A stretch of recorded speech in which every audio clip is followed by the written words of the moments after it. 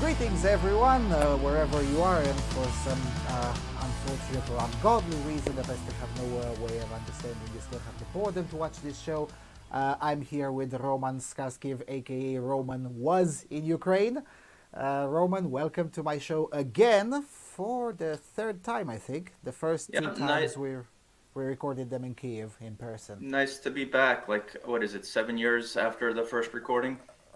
No, it's a bit less than that, but not more. Was it November 2017, wasn't it? So yeah, 6 years. Goodness me, how the time flies. Right, so Kremlinitarians. What are Kremlinitarians? Well, I think that's a play on the word Kremlin and libertarian. I'm happy to see that I'm not the only person who's noticed that. I wrote Putin's Libertarians in 2015 when I was living Mm-hmm. in Ukraine and horrified by all the propaganda that was just gushing out of libertarian channels. Mm. So, in your opinion, they merely appeared somewhere in 1415. Am I getting that Well, right? I think in retrospect, like the Kremlin invests very heavily and always has, like in Soviet times and even pre-Soviet times, in like infiltrating influential groups or really any group with a political message, especially if they have an axe to grind in Western societies. I think that's been a fixture of Russian policy for centuries, and it would be a great PhD thesis to sort of build that pattern. Like we catch glimpses of it here and there, but I think the case is clear. So I think 2014 is not when it started, but that's when it became obvious to anyone who has the patience to take a careful look. And a lot of these libertarian channels that I tuned into for I think good reasons. Like there are a lot of compelling messages of libertarianism. There's a lot of good sound ideas about individual liberty. Um, they just became just completely useless, uncritical agents of Kremlin propaganda. And I want to maybe remind you that I offered one full Bitcoin. I said one Bitcoin to debate me. And a Mm, libertarian friend of mine was going to be the moderator. I think my challenge is still out there on YouTube. And back then, no one wanted to debate me because I think I would have exposed them.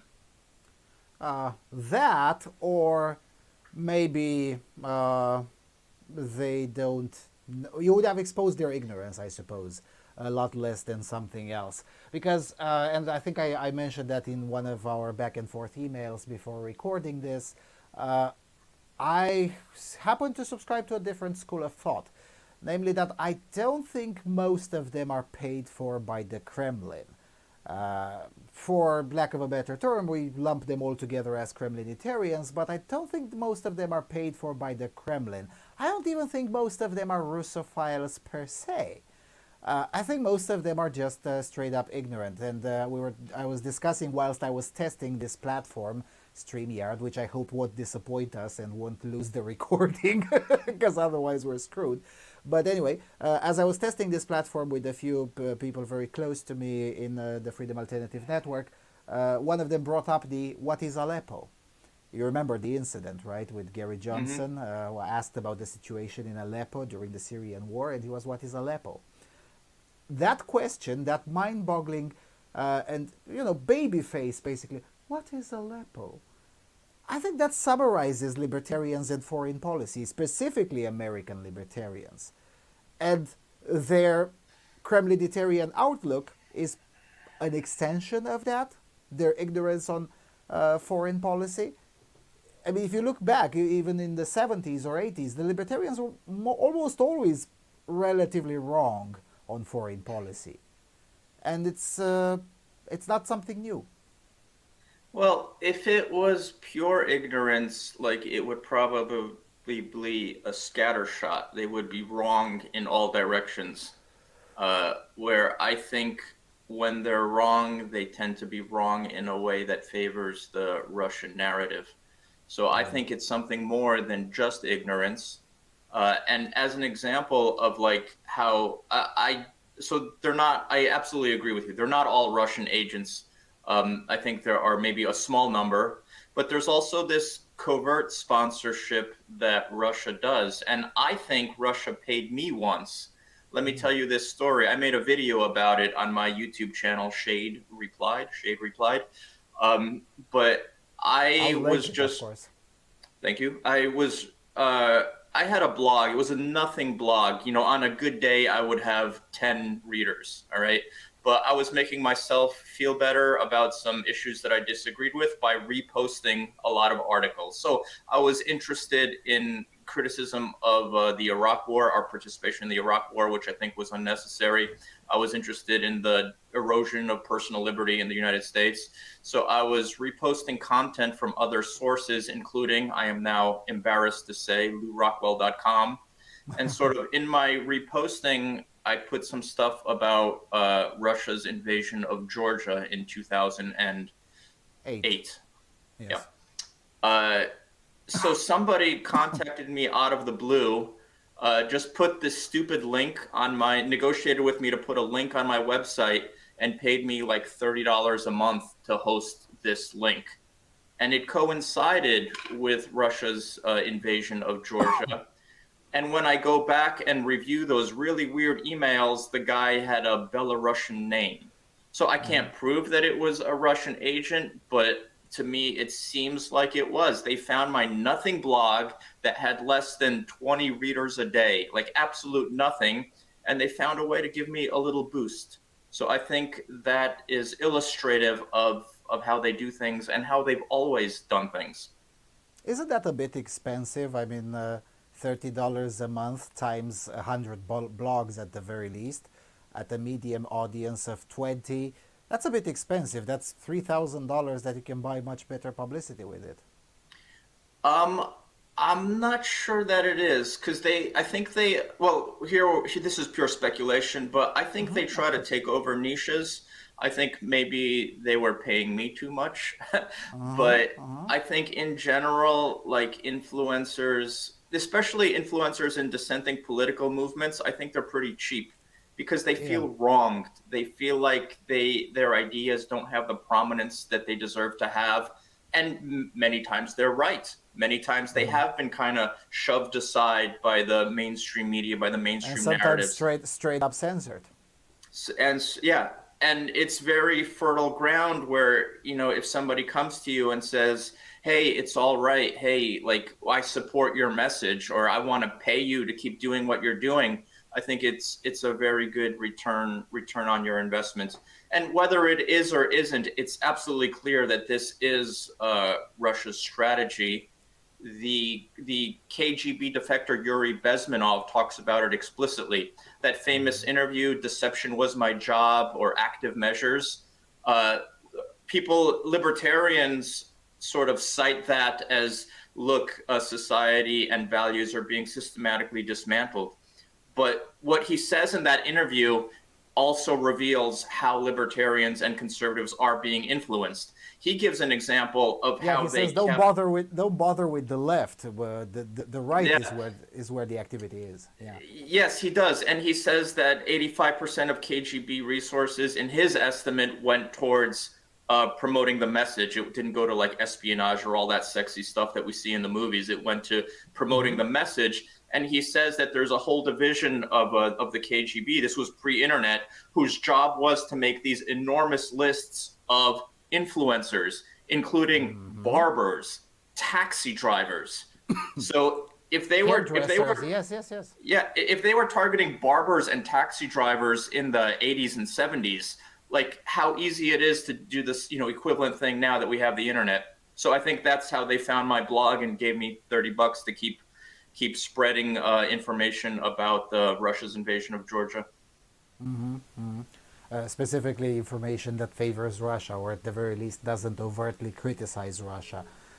Because there's also another aspect. There are several places on the internet that are either suspected or proven to be somehow funded by Russia that don't necessarily criticize Russia, don't necessarily praise Russia, but they don't criticize. They just play the neutral game, or just are paid to ignore the subject and things of that nature. Yeah. Still, Still, I would insist on doing a little bit of a pushback because I want this video not to be just yet another here's these idiots who support Russia, but rather I want to try to understand why they exist. And with regards to with respect to the situation in Ukraine, now you've lived in Ukraine. I go to Ukraine routinely and kept on going on rather the same pace even after the war started. Також мій обівда трохи розмовляємо українською, хоч із акцентом. So that we know quite a bit about Ukraine. We do. Yes. In ways that I think we can safely say the vast majority of American citizens don't. Right? Yep. So it goes without saying that the vast majority of libertarians don't know about Ukraine the way you and I know. So what I'm saying is, все имеет смысл в контексте. Everything makes sense in context. Their personal context is so far removed from the situation on the ground that they can afford to just simply say, you know what, me from my ranch in Louisiana, I don't care, man. And who gives a shit if Russia overtakes Ukraine? Who's Ukraine? Who's Russia? That's far away. How is that related directly to the interests of me as an American on my ranch in Louisiana or wherever Tom Woods lives these days? Do you understand my message, mm-hmm. my criticism? Yeah. There was a great, by the way, speaking of like people from Louisiana or Texas or wherever posting on YouTube, there was a wonderful video. Maybe you can link that as well. I forgot the YouTube channel's name, but he explained what I've been trying to explain for 5 years and just offered concrete examples of Russian agents in the St. Petersburg troll house, probably, posting as just ranchers from Texas, you know, with English that's just a little bit off and posting at strange times of day. But so these guys who pretend to be conservatives, you know, rural conservatives from America are not necessarily. But like there is a case to be made. And most of my commentary all these years since Russia's 2014 invasion, I haven't proposed U.S. policy. I just try to get people to stop lying. But since you ask, I will state the U.S. case. The U.S. case is that Russia's desire for conquest is limitless. It is, you know, multiple books fictional books are published in Russia about them taking over the world. They said this. What they're saying about Ukraine, they say about Finland, that it's not a real country. It's a country that was created by the communists. They say that about Kazakhstan.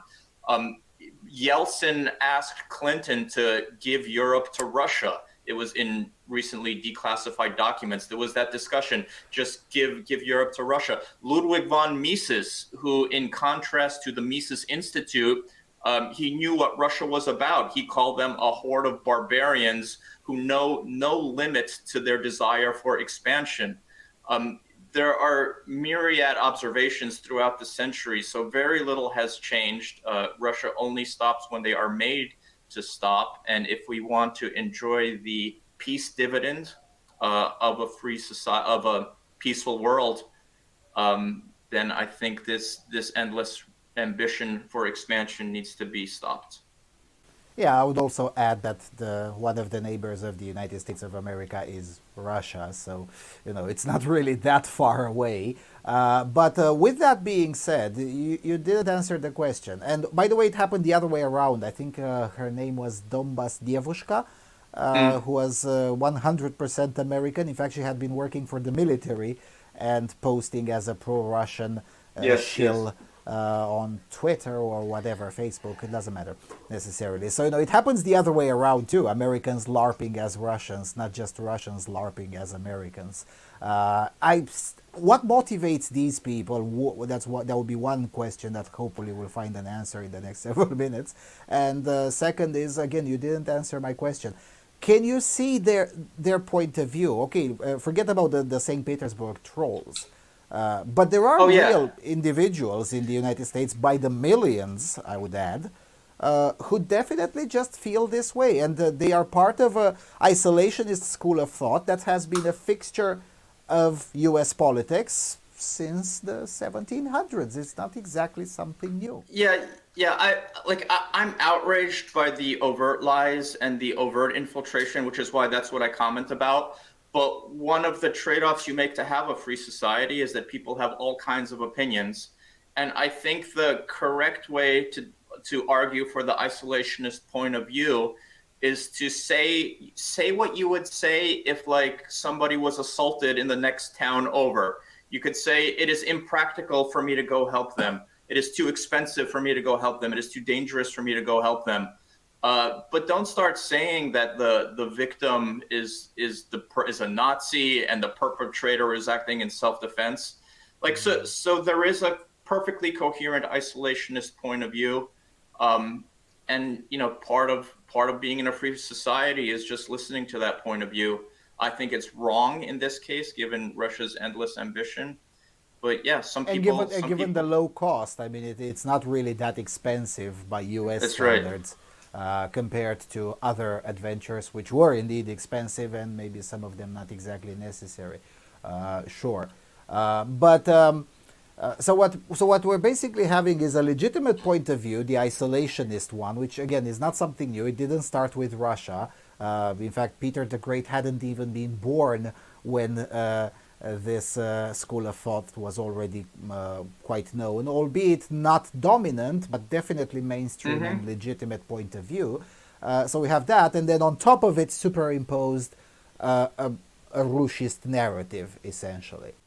So, yeah, it's weird. Like Russia is so aggressive in influencing the message that like it kind of ruins the honest debate that free societies thrive on. And maybe that's, from their point of view, that's a side benefit because they hate honest, open debates. There was a great documentary about Russia's internal propaganda made in 2014. So the internet was just starting to penetrate Russian society in a meaningful way, and they were terrified that these debates and these discussions would start happening. And so they did something really strange. They started funding everybody. They were funding all sides. No matter what you believed, they funded you. And like then everybody started accusing everyone else of being a shill and being subversive. And plus they just poisoned the information space by being really vulgar and violent online in their comments. And they just kind of like murdered the information space. It wasn't that they try to advocate a certain point of view. They just try to make all debate illegitimate. Fascinating documentary. I forgot the name of it. I can send you a link. Maybe you'll put it in the description. But like, sure. I don't want them to do that to America. So I want the isolationist point of view to have a voice. I want like all the views to have a voice. But when you're competing with state level propaganda actors, what do? In my small effort is to point out the extent of their propaganda and their propaganda effort. That's what I want my contribution to be. Fair enough.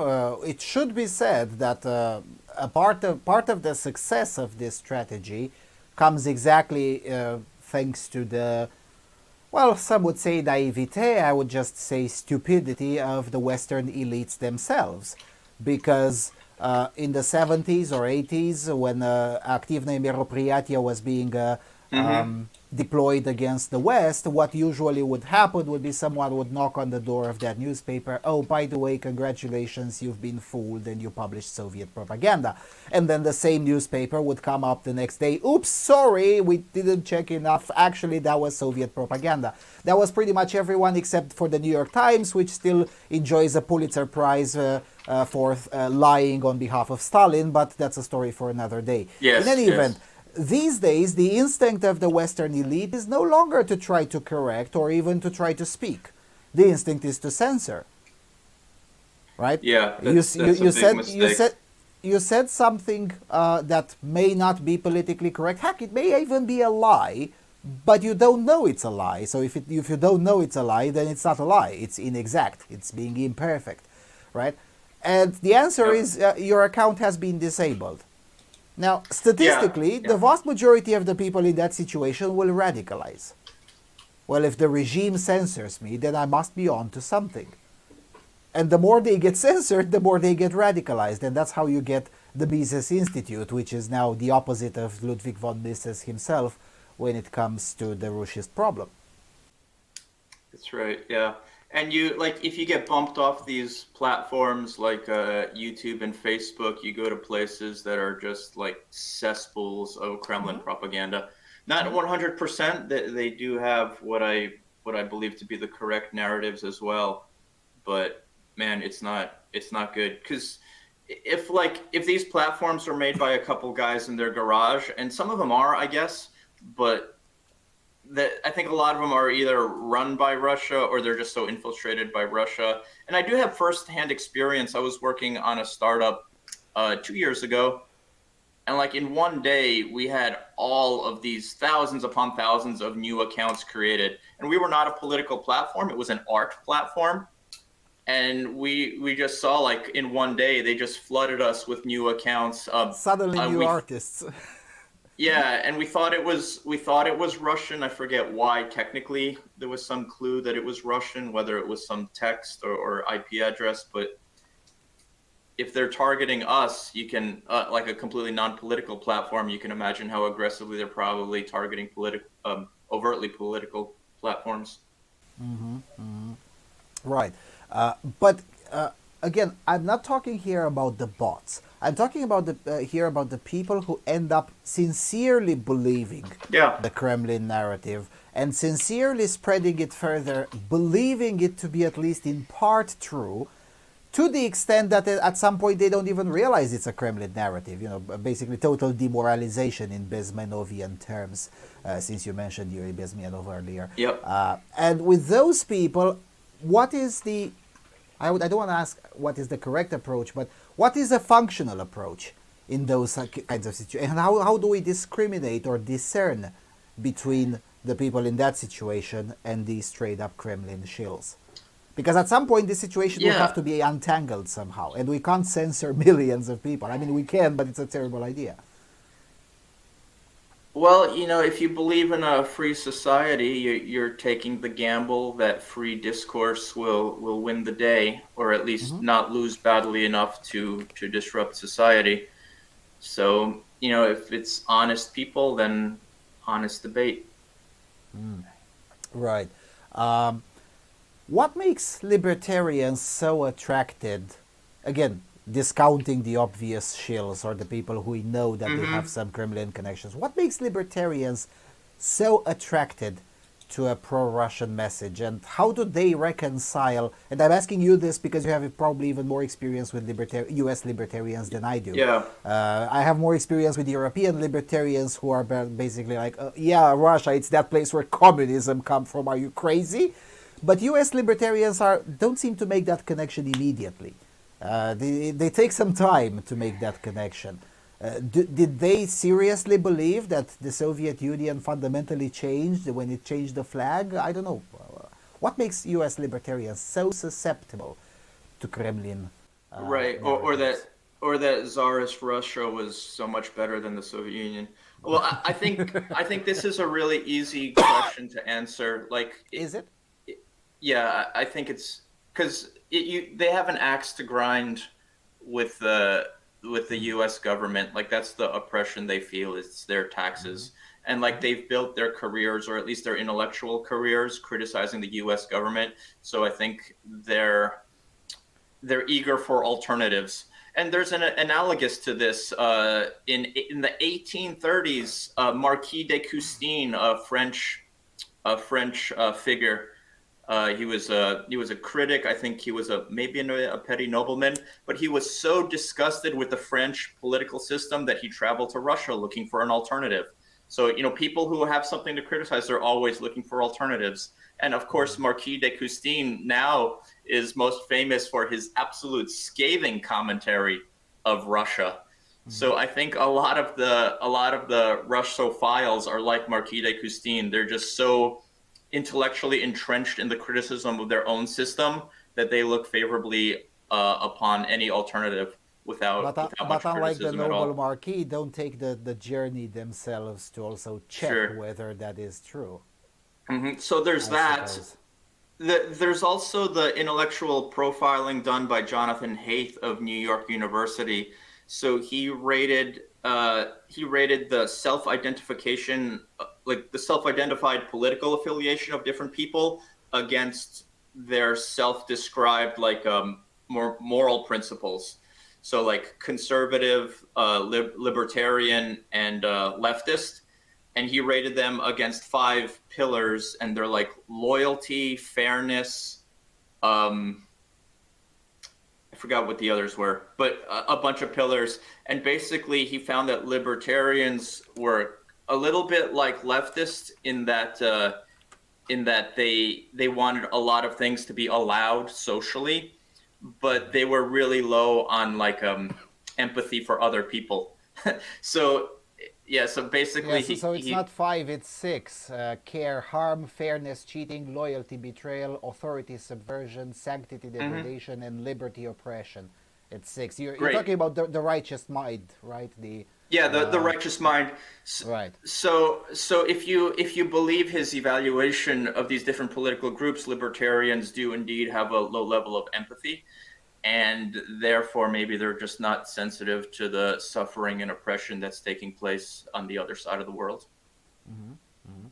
All right, fair. And again, as I said, I'm not going to try necessarily to play devil's advocate because that's difficult, but still, okay, they're low on empathy. So what?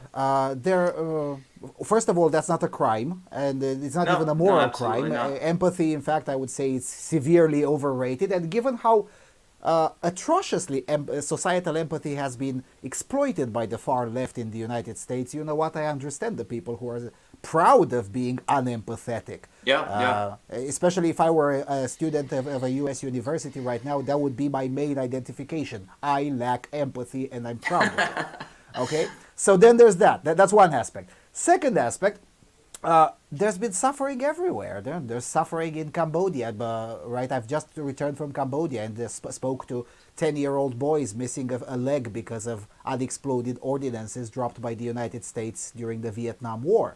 That's suffering on the other end of the world. Nobody gives a shit. Yep. And the people of Kremlinitarian outlook, let's put it this way, will honestly ask, okay, we don't give a shit about what happened in Cambodia. That is directly US's fault. Why should we care about the suffering in Ukraine, which is not US's direct fault? Yeah, well, I think the argument, if you want me to make the argument here, it's the one I made before, because Russia's appetite for conquest is endless. If we're trying to much just more like potent than Vietnam's, yeah, for sure. Yeah, and much more disruptive to the peace dividends that we've all been enjoying for the last 30 years.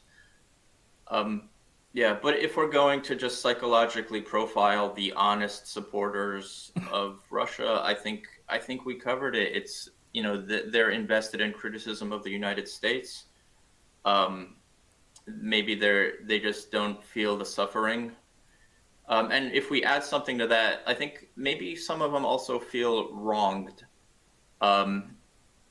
Feel wronged and feel like they haven't been heard. So like a lot of these guys, like I think Douglas McGregor, former U.S. Army colonel, who's just the most all over RT lately. Yeah, ridiculous statements. Like he, in the first few weeks of the invasion, he called it one of the greatest military maneuvers in all of history. Ridiculous stuff. But I think he felt like deeply wronged. I think he was a little bit abused when he was a weapons inspector. I hope I'm not conflating him with Scott Ritter. No. Okay, but I think these guys have an axe to grind, and I think it hurts their ego, and they just fall into that niche. Right. Okay. If they're honest and if they're genuine, then we should treat them with honest and genuine debate. But I think a lot of these guys are not. Like Scott Horton of Anti-War, ridiculous. That guy has to know that he's a Kremlin agent. He has to be just taking money and not caring. Maybe I'm wrong, but yeah. Or that guy of the Ron Paul Institute, director of the Ron Paul Institute, same thing. He's just so overt and so persistent And like these guys, they also like flip flop so hard. In 2014, all these Damian guys were, McAdams. yeah, Daniel McAdams, yeah, one of the Yeah. worst. So Mm. they were super concerned about Russian speaking Ukrainians in 2014, and they would spread all these stories about how Ukraine was genociding their Russian speaking population. Now that something close to genocide is happening, now that cities are being wiped Uh-huh. off the map, I might add, predominantly Russian-speaking Russian cities are the speaking, ones, yes. yeah, are the ones being wiped off the map. Yes. Suddenly, they couldn't care less. Mm. Yeah, I was chatting about 3 months ago, the late summer, with a babushka aged 82, now living in my hometown Cluj, originally from Mariupol, and she was telling me that she had neighbors who were eager to for Russia to come and save them. The second thing started blowing up, she just ran away, and she was like, "Yeah, well, about 3 months after the city was taken over entirely by the Russist Federation, I called her and I got to speak a little bit with one of my closest neighbors who was a big fan of Russia. And let's just say that she wasn't particularly happy with the way she was saved by the Russian Federation. And basically, her joke was, yeah, now they're shitting behind the apartment building. So much for saving.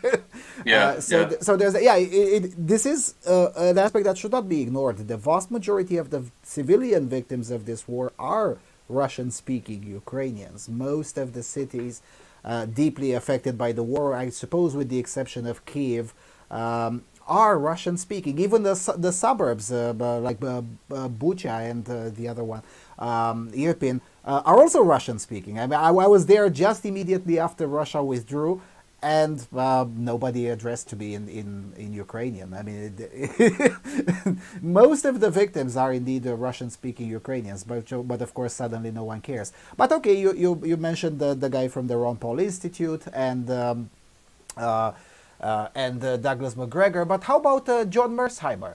John Mersheimer, who is also routinely quoted by Russian sources, the guy wasn't wronged in any way, and he was a mainstream academic Yeah. figure until he turned Kremlin style. And to a certain extent, he still is a mainstream academic figure, although much less so over the last 2 years, I suppose. When I saw someone like him going full RT on me, I'm like, okay, I think I read this guy before. So I found works of his from 1990, 1991, 1992, talking about Ukraine. At that time, he was in favor of Ukraine staying a nuclear power. And now suddenly the same person is now, well, maybe Ukraine shouldn't exist. How are those cases being explained? Um, And again, well, his argument is not that, well, the Ukrainian project failed, therefore. No, no, no. He's like, no, no, no. I just think about it and it's just, yeah. man. Well, yeah. I mean, I certainly don't want to like just be saying why everyone believes what they believe. I want to point out the vast, overwhelming evidence that Russian infiltration of ideas, like they prioritize that like other countries do not, is just spreading ideas and capturing influential individuals and organizations. So I have no idea why he believes what he believes. I think part of being in a free society is that you can make the arguments. It's problematic when state actors are in your society, like China and Russia are both in the West, trying to affect China perceptions even very more. aggressively. So I don't know. I think if I could rebut, so instead of explaining why, I think I'll just offer the rebuttal to John Mersheimer's argument. I think I will summarize it. He would probably disagree with this summary of his argument, but I would summarize his argument as saying that there are great nations and there are not great nations, and the not great nations just have to give way. They have to get out of the way for the ambitions of the great nations. But his philosophy does not account for the agency of the people who live in not great nations and their desire to escape tyranny, escape towards freedom. And his sort of philosophy does not explain what makes a great nation. If the possession of nuclear arms is what makes a great nation, then we all need them, especially the countries that border Russia. Well, if nuclear power, nuclear weaponry is what makes a great nation, then I suppose we should just, too bad for Seoul, right? That's right. Because Yeah. DPRK has nuclear weapons, so too bad for Seoul. Um, or too bad for anyone in the region, really, because, okay, DPRK can't strike in the middle of the United States, contrary to the claims of the Pyongyang regime, but they can definitely strike to Tokyo. So, too bad for Tokyo, because they neighbor three nuclear powers, China, DPRK, and Russia, right? So, too bad That's for right. Tokyo. Yeah, That's kind. it's a scary world. If we adopt Mersheimer's notion of great nation, it's a scary world because he's basically saying no nukes, no sovereignty. Well, or there is also the other way, the other option. We all get nukes.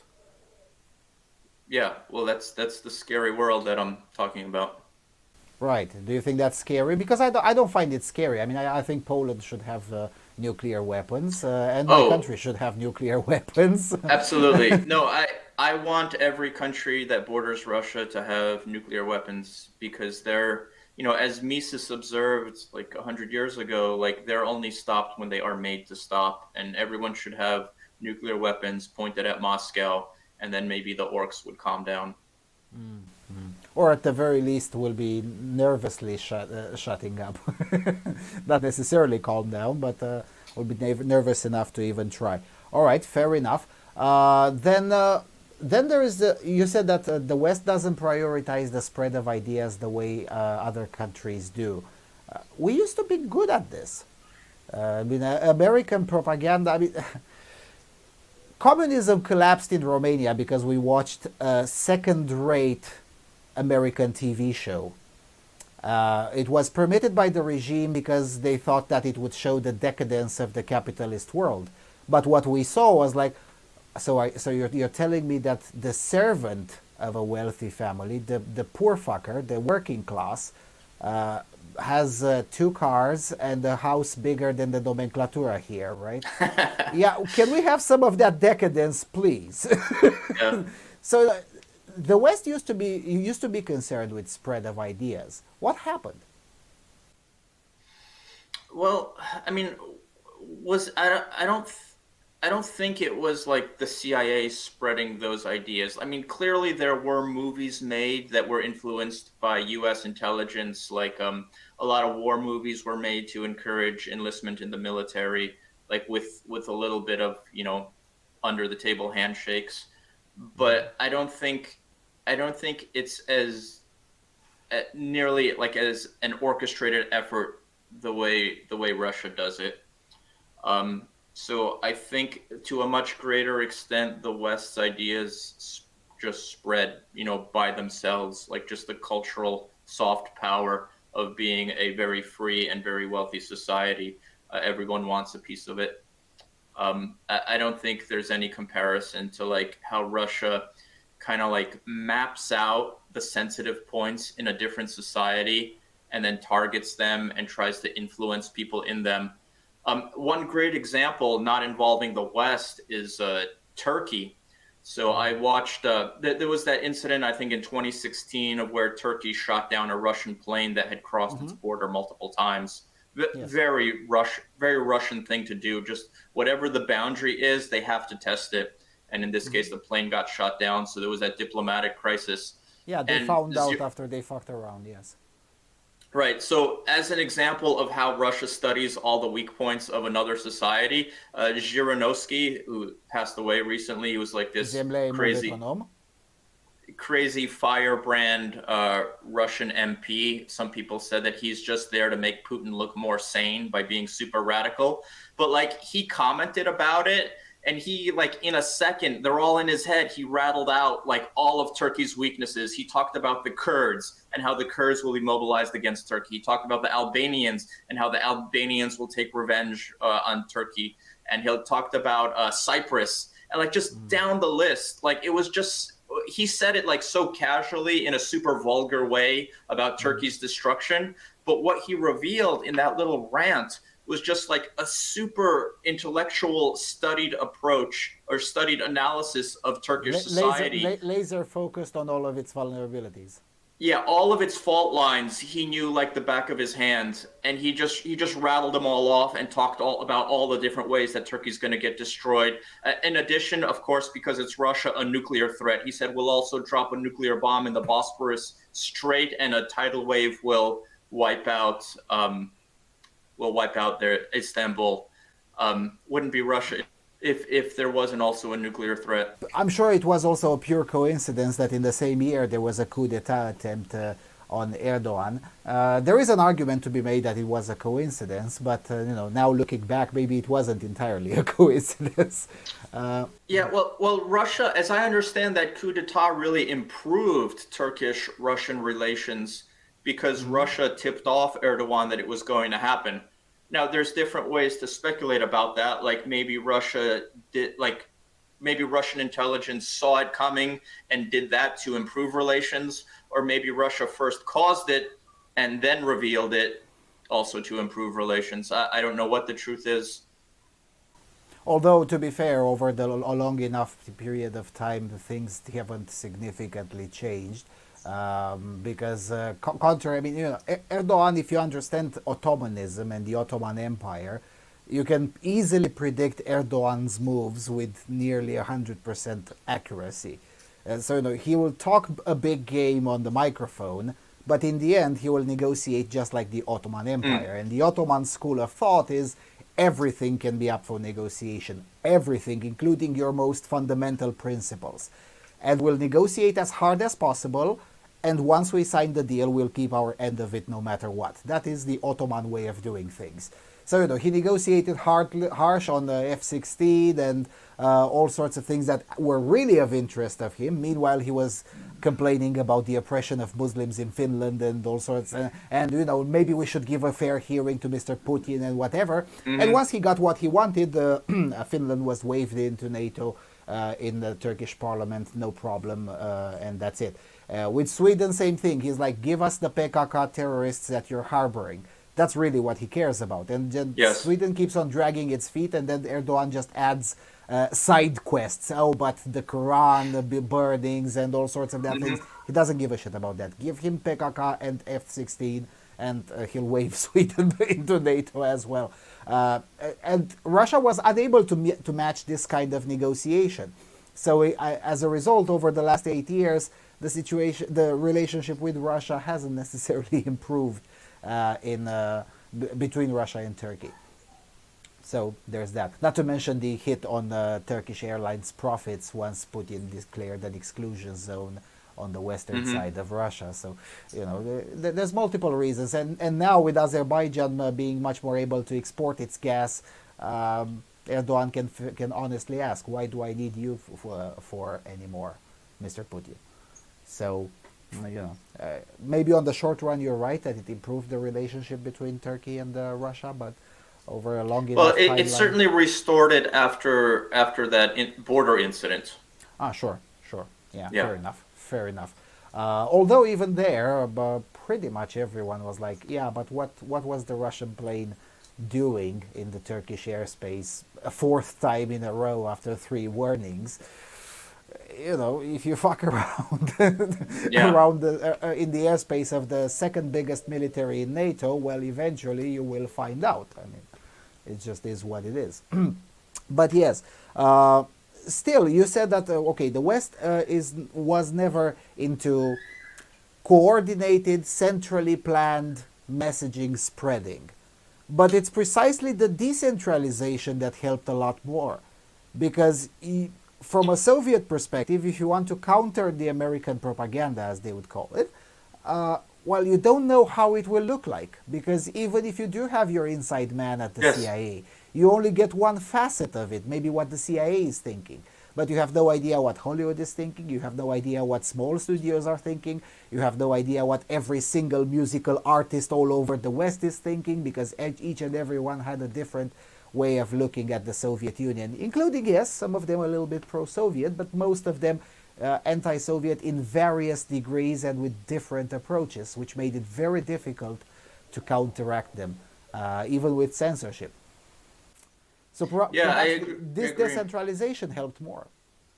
Oh, no doubt about it. Yeah, free societies are much more complicated and robust than autocracies. It often doesn't seem that way because you just look at the news and like everything's falling apart. Like Mm-hmm.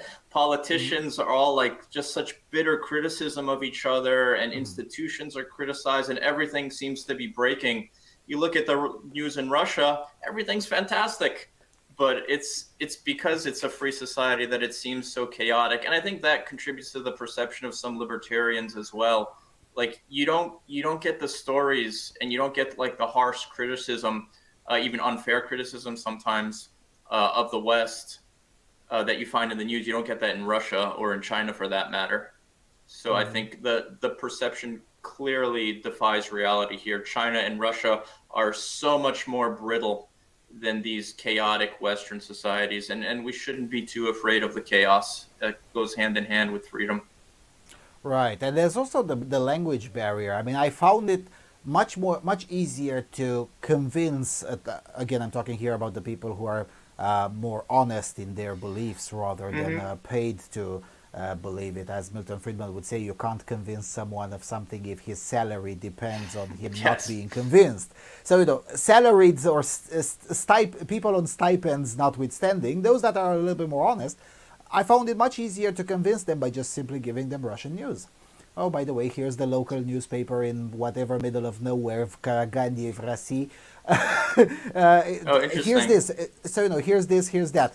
And, now with the internet, the language barrier is much lower because, okay, fine, the automatic translations aren't particularly great, but you can get the gist out of it. And now suddenly you get to see it that way too, because both China and Russia are very careful with what they publish in English versus what they publish in Russian or Oh, in interesting. Chinese. So the Oh, local Russian news was revealing. at least before the war, yes. Now during the war, it's a little bit more complicated because you have this new zakon that says the spreading fake news about the military, which basically means anything that does not come Yeah, from the or even Ministry of. they call it discrediting the military. Yeah. Yeah, or discrediting the military. You immediately get yourself on a list of agent, and then on an undesirable agency, and then suddenly you're in big trouble. So now it's a lot more difficult. But prior to the war, you would get declared a foreign agent eventually, but that didn't mean that much. That legal status as a Yes. foreign agent didn't mean that much. So if you really wanted true information about Russia from Russia, you could find it. The problem is that you would have to look for it in Russian. Yeah. Most of it was not available in English, and I suppose that skews the perception of U.S. libertarians, and not just U.S. libertarians, Americans in general, and Europeans for that matter. Because, well, if you want to look something about a foreign country, you will first try to find it in English, and if the Yeah. first thing you find in English is that everything is fine, then you'll be tempted to assume that. Another another exercise which I think would have a similar effect is invite people to look at Google Street View of, for example, Finnish cities and the what used to be Finnish cities which Russia conquered in the Winter War in 1939, I believe. Mm-hmm, Just mm-hmm, look at how they look at the level of development, and I think that comparison is what Russia fears. They're not afraid of like the NATO military invading. They're afraid of the NATO military defending, but they know that NATO is not going to invade Russia. But they fear the contrast. And in Soviet times, the standard of living in the Moscow region was higher than Romania, than Ukraine, than Poland, than Estonia, and all of that flipped. I think, with the exception of Ukraine, but we'll get there eventually. So now Moscow is poorer than all of these places it used to rule, because yes. the Russian system does not create wealth. It creates poverty and suffering and misery, and they're afraid of that. They're afraid of having an inferior system, and they don't know what to do. Yeah, for sure. The it's not that necessarily. I mean, Russia did become poorer immediately after the Soviet Union fell, but then it started recovering. But somewhere along the way, it just remained stuck and then just stayed Yeah. behind. Uh, because up until the sanctions regimen triggered by the escalation of 2022, because as we both know, the war started in 2014. in February 2022, which was just an escalation. But prior to the sanctions regimen, there was nobody was trying necessarily to make Russia poorer. Russia was doing a Right. good job at that by itself. Yeah. Although, like, there's no doubt that since Soviet times, the Russian standard of living has improved dramatically. But I don't think they care. I think the not all of them, but a decisive segment of Russian society doesn't care if they're richer or poorer. What they care is that they are richer than Estonia. They are richer than Finland, than Poland, than Romania, than Ukraine. So they're more interested in the ranking, in the status, and they're losing that. They lost that, like, where all the Warsaw Pact countries are lost, and they're losing it to all the former Soviet states as well. I think Ukraine and Kazakhstan are on the rise, and they'll surpass the standard of living in Russia. And I think that's what scares them. I think that already happened because, Moscow and St. Petersburg, and I suppose to a certain extent Kazan, these are places where 12 to 13% of the Russian population lives in. The rest of Russia, where 87 to 88% of the population lives in, is significantly poorer than Almaty region in Kazakhstan or Kievskaya Oblast. Or they're already behind, and that was the situation prior to the war. Probably now with some of the Russian news saying that they're missing eggs in the supermarket and all sorts of these weird effects of the sanctions regimen. Probably the things aren't looking better compared to 2021. Yeah, well, I think the standard of living in Moscow is still high, but they live as colonizers upon the other regions of Russia. Yeah, as colonial overlords. Yeah, so like all these oil-rich regions don't enjoy the proceeds. They get Kamil Gulaya, one of the best commentators on the war. He did a great thread of the Russian system of how, like, it is a guy from Moscow who goes and rules over these remote regions and sends his kids to Western schools and Western universities and has his family live a luxurious life in the West while he extracts resources on behalf of Moscow from these remote regions. Yeah. I suppose that is a bit of an annoyance because it has become more difficult to send your family to the West, but they found workarounds on that too, I suppose. As we know, there's always a workaround to these things because that's the sad part about the sanctions regimen, because some sanctions have been very well pointed and are working exactly as intended, but some others have rather been feel-good, touchy-feely claptrap rather than effective. And I'm talking specifically on the visa sanctions regimen, where the Zetards get a Western visa, whereas the Russians who try to flee the Putin regime don't get a visa. That's how it really works in practice, much to the dismay of Putin's critics, who are now have nowhere to hide, essentially. Unless they fancy moving to Kazakhstan, which I guess some of them did. Yeah, it's tough to be a genuine Russian critic of Putin. Like there are people in Russia, like it's really easy to hate all Russians, and I'm tempted to do that too. I've lost friends in this war. I've had relatives who were wounded. Like it's really hard to be a Russian that wants to be, that wants to call things for what they are and just, be a good person and point out crimes and still take some semblance of pride in history. Like they don't have a way to go. And I think the Kremlin doesn't want them to have anywhere to go. They want them to be backed into a corner. They're native critics. I don't know about backed into a corner. I mean, the Kremlin could have closed the borders 2 years ago. And they ostensibly refuse to do that, and it seems to me that there is a passive encouragement of all of the louder critics anyway, just leave, just fuck off. The Kremlin seems to be very happy with the most visible critics just leaving, because that's much cheaper for the Kremlin than to incarcerate them. I mean, look at how many diplomatic problems they have with incarcerating Alexei Navalny. So Who imagine disappeared what recently? Yeah. who disappeared recently, which is again so Russian. But imagine what the shit show that would have happened if the Kremlin had imprisoned, I don't know, Alla Pugacheva, for instance, who is Yeah. a cultural icon in Russia. So it was much better and much. I presume at the Kremlin they opened up a bottle of champagne when the news broke out that she just left. She moved to Israel and then started criticizing the regime on the internet from there. And I think the Kremlin was very happy because one problem less to deal with. So there's that. That's why I don't think the Kremlin necessarily wants to get to have them backed into a corner. You mentioned that I think it's more like regular Russians, and it's more like ideologically backed into a corner. So there's no way they want to make it so there's no way for you to feel good about yourself and your history unless you're without supporting the war. Yeah, unless you're a Z zombie. You said earlier that on Russian and Chinese TV everything is good. Well, as you know, I was in Southeast Asia last month, and in the hotel room in the People's Democratic Republic of Laos, which Okay. legally speaking is organized the same as North Korea.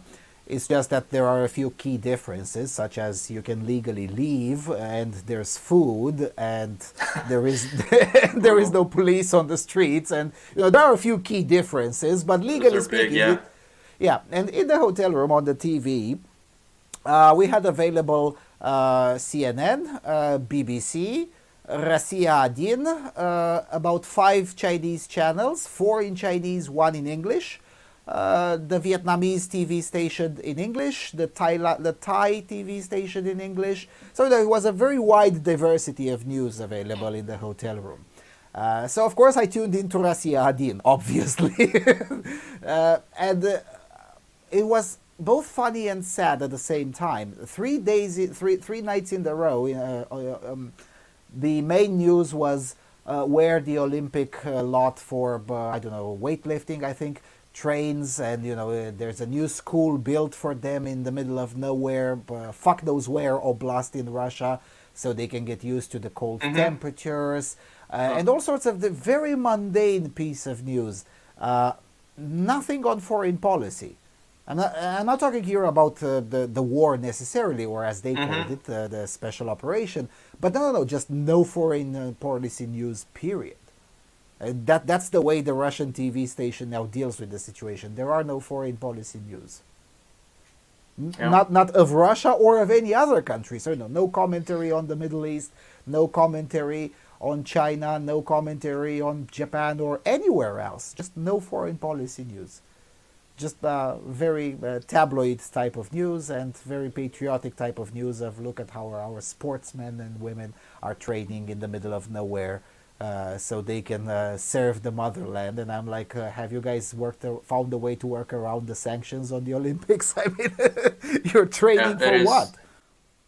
That is sad. That is sad. They need to see themselves where they are if they want to improve, but it's hard for them to let go of this idea that they're a superpower and like a civilizational anchor. Considering its size, maybe it can be a civilization onto itself. Yeah, that's true. And I mean, China is a civilization in itself, and it has been long before the CCP has been in existence, and probably will continue to be long after the CCP will eventually go the way all organizations like that go. So there's that. But with the superpower thing, I mean, it's very difficult to beat 80 years of indoctrination or 90 years of indoctrination. It's very difficult to get that out of the way. And it's very difficult, that's what's astounding to me. It's very difficult to get it out of the heads of many US libertarians who have also grown up with the situation of Russia being a peer It's nation. the Mersheimer point of view. This is exactly the Mersheimer point of view. There are great countries, and we need to give them exceptions. And Russia is one of them. Incidentally, I think this perspective is one of the reasons that Ukraine has been able to resist the invasion so effectively, because Russia, with its delusional self-image, they spent a lot of their military budget pretending to be a global superpower, making all of these weapon systems that are at least nominally for power projection instead of just focusing on a simple land invasion. Yeah, that's true. Although there are those who say that yes, but Russia can build more. And since there is, the joke on the front line is that there is one thing in common between ZSU and the Russian army, namely that neither give a shit how many Russians die. And unfortunately, that is true. I mean, it's been what, 20 years of war, 20 months of war, 22 months of war. And it's clear that the Russian command doesn't care how many men it loses. And there's a famous Russian once said, "Why should I care about Russians? I have the Tsar." The more things change, the more they stay the same. Yeah. And this is this has been very difficult, at least to me. Maybe you had better success, but to me it was very difficult to transmit this to American libertarians, because I'm like, look, you're looking at this the wrong way. Russia is not just your normal garden variety country. Russia is a place. It's that place, and that place has some particularities, and most of them are terrifying, or at least should be terrifying from a libertarian perspective. Yeah, I think, I guess I don't think I've been particularly vocal or influential, but when I think the most important thing that I try to convince people of is kind of like on the ideological level.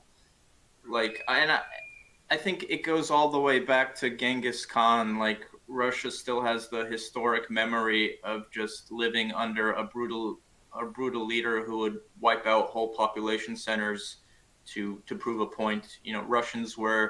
Russia were the Khan's tax collectors for 260 years. And when the Mongols started to fade, they just took over a lot of the institutions and practices. And like their belief in a strong leader, like it really warps what we understand as morality. For example, they view like telling the truth and abiding by agreements like something which a Westerner probably can't imagine isn't a point of pride. To be a man of his word is a common expression, but in Russia it's considered shameful. Like it's considered something that weakness. Yeah, it's something that weak people do. If you're not free to do whatever the hell you want, you're weak. Like if you're always trying to tell the truth, that's a constraint placed upon you. And I try to get across those like ideological differences. Russia prides itself on breaking treaties. The Heritage Foundation, before it created this really shady partnership with some Hungarian organization, like they used to write articles about how Russia broke every treaty it ever signed. And they do it like in the most vulgar, obvious way. For example, right after they declared the grain deal with Ukraine, they bombed Odessa. The next day, when they declared a ceasefire in Syria, the next day they bombed a bunch of hospitals. Or they declared a green corridor in 2014 for Ukrainian soldiers to leave, and then they massacred them. Like it is a point of pride to be that guy, that Tsar, that Genghis Khan, who is unconstrained by treaties. And quite frankly, I was surprised that at least some prisoner exchanges were actually finalized peacefully. I was surprised. I expected Russia to break all of those deals. So yeah. Well, I think Ukrainians and Russians share the common Soviet past, where shit gets done. The stuff that needs to get done by backroom channels. So I suspect it's that old Soviet black market culture that reigns supreme there. I feel like I make the most progress with Westerners when I talk about that ideological foundation. And Westerners cannot imagine how breaking your word would be a point of pride. And when I start getting that across, I feel like they start to understand how different Russia is. Really? Okay, I'm gonna take that under consideration and maybe try it myself. But you mentioned the common Soviet past, so I have to mention this part as well. To many Westerners, West Europeans and Americans, North Americans generally, mentally, they still haven't separated Ukraine or Kazakhstan, for that matter, from Russia. In their Yes. mental map, it's still the same Yes. country. Yeah. I Yeah. mean, they finally separated the Warsaw Pact countries, and I suppose to a certain extent the Baltics, but they definitely haven't separated in their mental maps neither Belarus or Ukraine or Kazakhstan or Uzbekistan or even Georgia, for that matter. I mean, there was a commentator on Washington Post. Eventually, he apologized during the first invasion in 2008. He basically said, "Well, this is an intra-Russian dispute, and it's." And everyone's like, "You what, mate?" Because it was happening just a few months after the Bucharest NATO summit, where exactly the topic of Georgia had been under consideration. So he should have known better. But and his explanation was like, "Well, in my mental map, that was still part of Russia." And yeah, I guess you're right; it's no longer part of Russia. And it's like that with a lot of people. And Russian propagandists are exploiting this really, really well, not Yeah. just inside Ukraine or inside Kazakhstan or inside Belarus, but they're also exploiting it with the Westerners.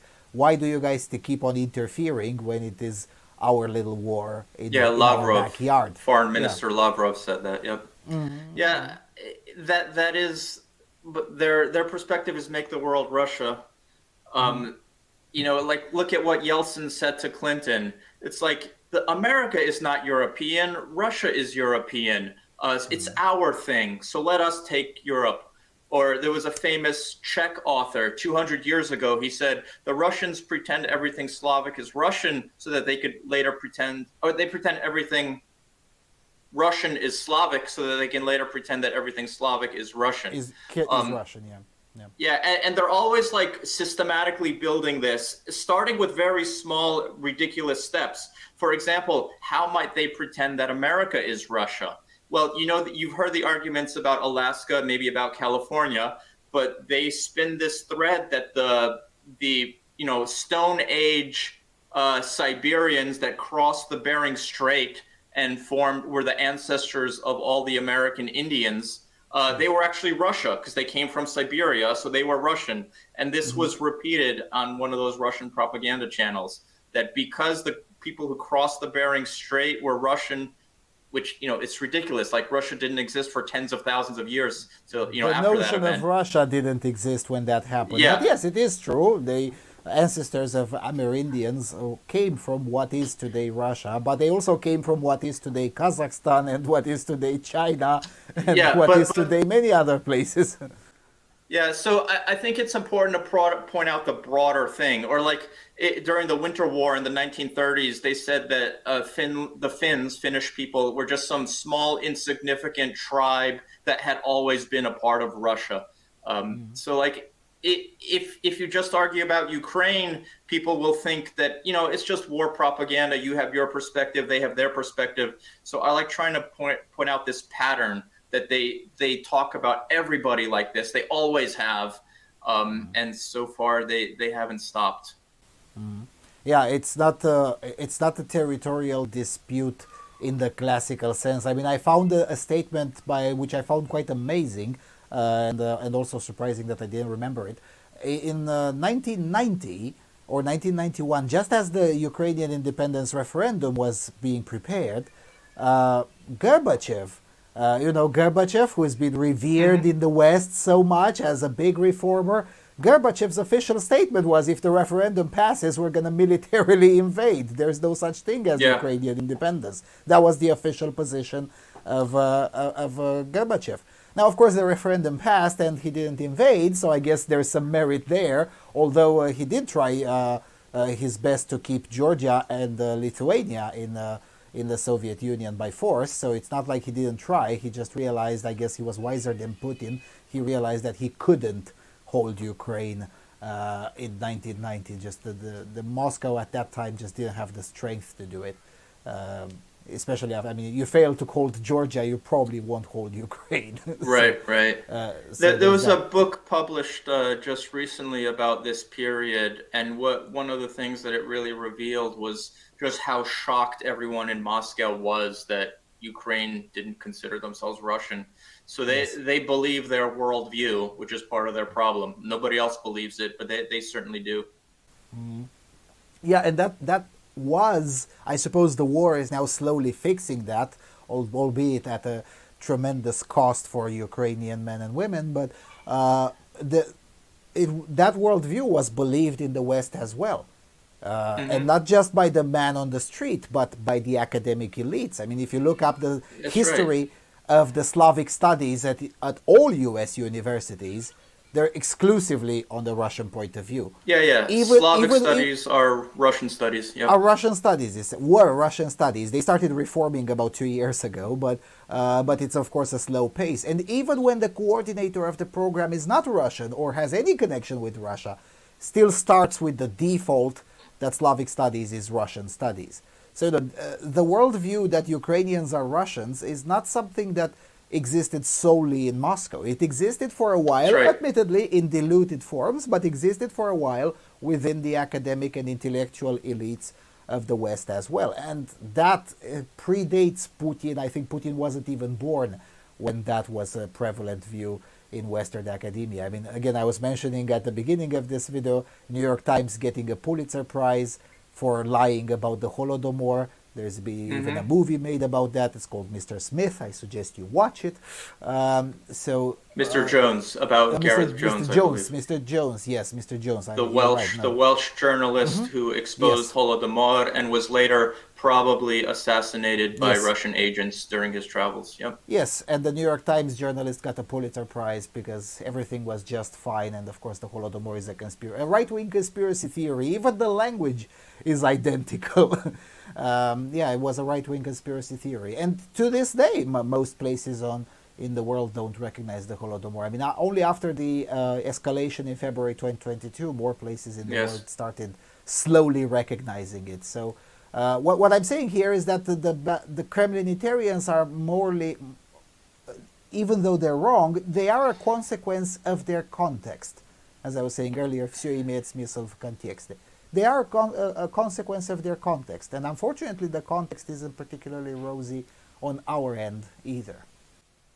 So I gave my perspective of why I think they repeat these Kremlin narratives. They're the ones who are officially purchased. They're the ones who are just stuck in their hatred of their Western governments. There's maybe a little bit of narcissism, maybe a little bit of influence under the table.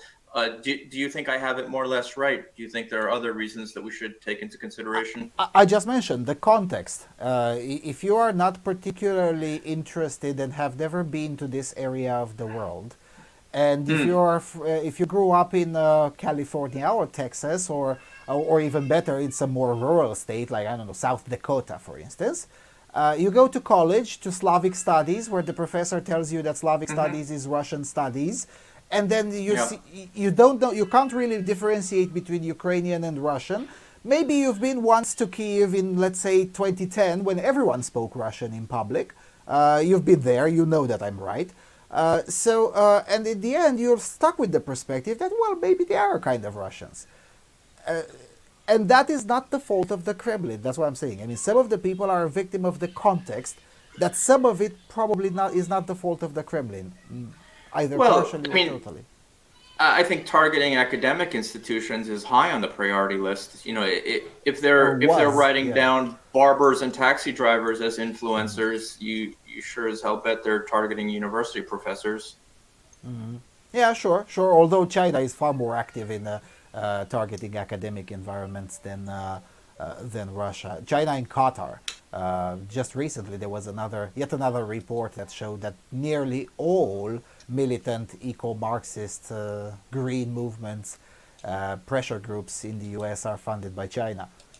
More or less transparently. So, I mean, those same groups rent spaces in Beijing and Shanghai, and somehow nobody noticed, even though they put it on their public filing, in their tax records. One of the challenges of a free society. Yeah, just like in the 80s, nearly all anti-nuclear movements were funded by the Soviet Union or straight up run by the Soviet Union. So there's that.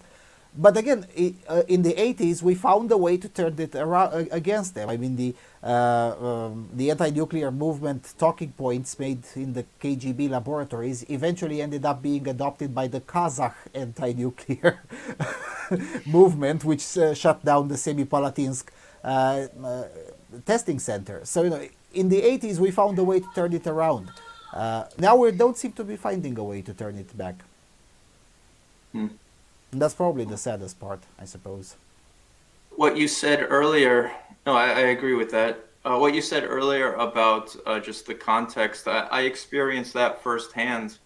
When I was a student in New York City public schools, we had like an international day.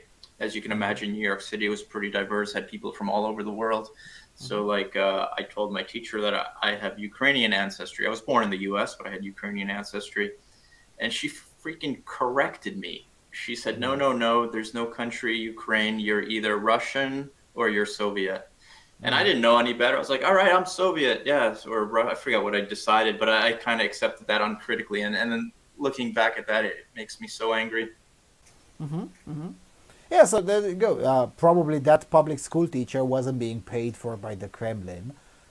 She was just coming from the same context. Yeah. Yeah, and, she might have been a communist. Well, Fellow traveler. Yeah, fellow traveler. That's exactly the term I was looking for. To be fair, public schools have the reputation of attracting these kinds of people. Yes. And it's, several libertarians and most right-wingers think that it's some sort of a shady conspiracy, but it's really not. It's just the narcissism required to start believing that you know better than the parents and you should educate the kids better than their parents. That kind of personality trait is overwhelmingly found in communists. So when the Yes. economic opportunity emerges for looking for people to teach in public schools, overwhelmingly communists will apply. So overwhelmingly communists will end up being employed. When I do my education efforts, I definitely don't want to do them through an official institution. So there's that. Right. Let's gossip a little bit about one particular person, Tom Woods. What do you have against Tom Woods? Because I saw you once or twice in some of his threads being particularly angry at the guy. Now, full disclosure, I had no idea who the guy was until 2020, when he had the best COVID graphs than anyone on the market, really. I mean, the best mathematical analysis on how the COVID crisis was being used for something else or was being mismanaged were to be found on Tom Woods' website. He had the best analysis before everyone else. Then, of course, later on, better or more credentialed people showed up with the same analysis. But by following Tom Woods, I would know things months in advance than the rest of the mainstream. So that's how I found Tom Woods. Now you're telling me that Tom Woods is a Kremlinitarian. How is that? How did that happen? Well, if I responded, it's just because I was so disappointed and felt a little with bit disappointment betrayed you responded. yeah, Yes. I had followed him before. I love one of his little anecdotes of being at Harvard when the Soviet Union collapsed, and Yes. he talked about how students took up had a fundraiser box, so you could have put $20 in the box, and that would presumably help the Soviet Union not collapse. It was such a rich and specific and wonderful criticism of American misperception of what he would say communism, what I might today say Russia. And then today or both. or both. And today he just accepts these Russian narratives. Now, I actually forgot what he posted that made me feel so disappointed and betrayed. But he just always seemed like he'd be smart enough to see things for what they are. But I forgot whether he was giving unfair criticism to Zelensky or calling Ukrainian Nazis. I forget what it was. I don't think he ever used the Nazi slur. But yes, he routinely criticizes Volodymyr Zelensky, whether he deserves it or not. He also adopts a very rigid isolationist point of view. if the U.S. government says that something needs to be done, then probably that something doesn't need to be done. And if it also costs money, then it definitely doesn't have to be done. What I can appreciate about Mr. Woods is that he's consistent. He says no on everything, but I suppose he goes one step further with excessive criticism of the Zelensky administration. And I'm like, dude, you said you don't give a shit. Well, you either don't give a shit or you have something against the current president of Ukraine. And mind you, I don't like the current president of Ukraine, but still, there's two different things. But he's an outsider. He was elected because he was a break of all these corrupt ex-Soviet officials. Oh, here's the tweet. He said, your friends are wrong about Ukraine. Here's my new book. If you're in the CIA, you probably won't like it. All right. So, like, it was not a damn... There is zero evidence that anything in Ukraine was a CIA coup. Like, I think the only specific evidence they have is that Victoria Nuland, the U.S. ambassador, gave out cookies during Maidan. But there were 1 million people out in the streets on Maidan, including, like, software developers who I would work with. They would like drop everything and go out there. 100 people were killed on Maidan, and Ukrainians were still courageous enough to like stand up to tyranny. They were trying to bring back the Soviet Union. They passed all of these laws that made protest illegal, and that was terrifying. It really felt like Ukraine's future was on a knife's edge. It could easily roll back to this horrible tyranny, and all of these protesters stood up to it. And then Tom Woods is just repeating these stupid stories, suggesting that it's all the CIA, that it's a proxy war. It's downright idiotic. It's probably the same Mearsheimer perception. Nobody has agency except the great nations. Nations. Yeah, so the idea that the regular people in Ukraine may say, you know what, the hell with this Yanukovych guy, maybe his time is up. The idea that enough people in the Ukrainian society would come up with this idea and just, okay, let's go there and take him down, because it was really more or less a revolution. Now, did it have organizers? Of course it did. Every single protest in human history has organizers. There's no such thing as spontaneous protests with hundreds of thousands of people. Eventually, especially if they last for months, like the one that Maidan Isolationist did, of course it will have people that are responsible for various areas and whatever, but that doesn't mean they're CIA. That just doesn't mean that they self-organized. Yeah, I know how like low budget it all was. I spent a couple nights freezing my butt off on Maidan, and I know just how much like courage it took, and then for the efforts to just be degraded or like insulted by idiots like this, it's just not fair. And Tom Woods and I had a mutual acquaintance, the late Yuri Maltsev. Maltsev knows a lot about Russia. He was born there. He grew up there. He was he head economist under Gorbachev, and then he defected to the United States. He passed away recently. Yuri and I co-authored a book about the America's Tea Party movement. Like, I knew him really well. I knew his family, and Tom Woods ignores all the stuff that Yuri would say about Putin. He ignores all the stuff that I would say about Ukraine. And that's part of what strikes me. Like, these guys are completely uninterested in anything that people over there say. Like, you go to any of their shows about Ukraine, they never have any Ukrainians on there. Or they never, back in 2014, when Yuri was still alive, they'd never had him on there talking about Putin and the Kremlin regime, even though Yuri probably was one of the leading experts on the Soviet Union. He could tell you all about Gorbachev. I think he shares the impression that you alluded to, that he's falsely praised for bringing down the Soviet Union. Like, just zero interest. Like, they just shut it off completely and just repeat these stupid talking points. It's so frustrating. Frustrating, yes, but again, I'm not trying to defend Tom Woods here, but having read quite a lot of what he wrote, he just strikes me as your typical American ignorant with a lot of narcissism, a lot more than a Kremlin agent. Now again, maybe I'm wrong and you're correct and he's a Kremlin agent, or maybe you're wrong. Wait, just to be clear, I never said that he was like an overt Kremlin agent. I think he's spreading Kremlin propaganda, but I never made that accusation. Fair enough. fair enough. Still, he just strikes me as basic bitch ignorant, a lot more than a paid Kremlin agent.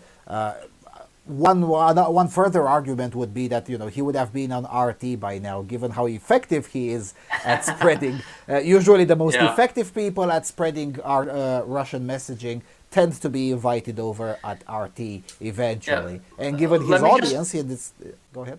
Yeah, let me just point out that paid Kremlin agents don't often know that they're paid Kremlin agents. For example, I think I was a paid Kremlin agent when they paid me $30 a month to sustain that blog that was creating an echo chamber with Lou Rockwell and a few other sources. Yes, and then of course we should not forget the biggest disappointment, or I guess disappointment from your perspective anyway. Ron Paul. Ron Paul went to RT multiple times. More or less out of a sudden. Ron Paul in 2012. Mass popular democracy is illegitimate. Republic is what's good. 2014. Oh, well, there was a referendum on Crimea, therefore it's legit. Yeah, I continue to think that Ron Paul is just surrounded by bad people like Daniel McAdams, and he trusts them. I have a hard time believing that Ron Paul is insincere. So that's my perception. I could be wrong. I've met Ron Paul quite a few times, like 3 or 4. So even exchanged a few words with him. Again, maybe I'm wrong. That's my take. Daniel McAdams, though, head of the Ron Paul Institute, he is awful. I think he knows what he is, and he just doesn't care.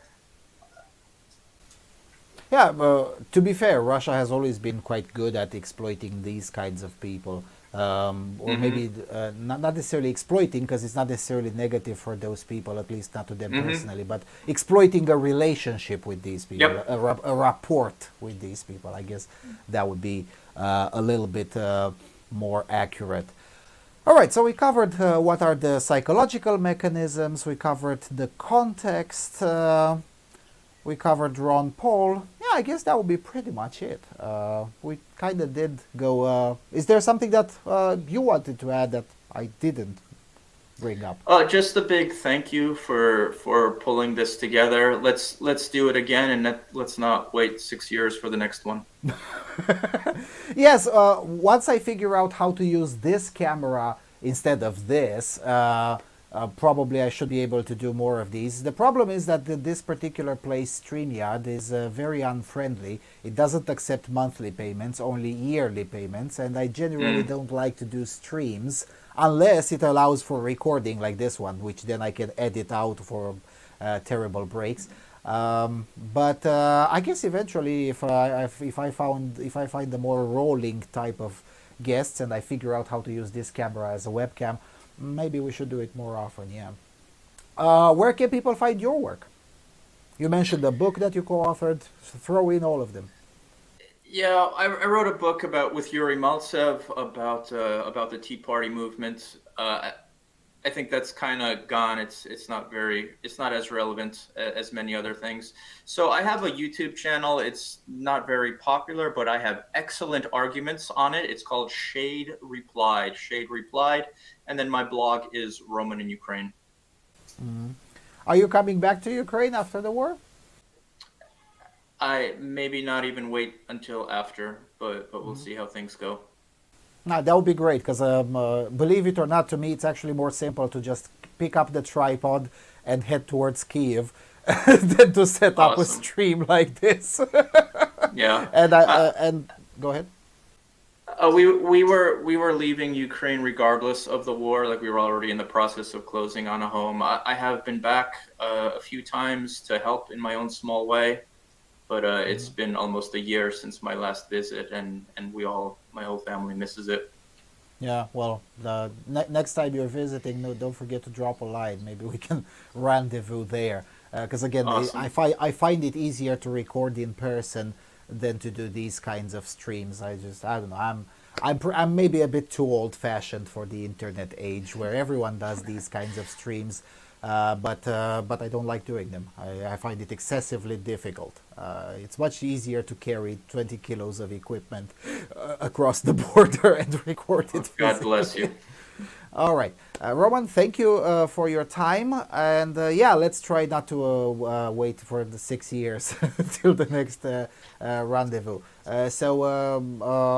Links will be in the description with all of the things Roman mentioned, and with that, thank you all for watching. Cheers.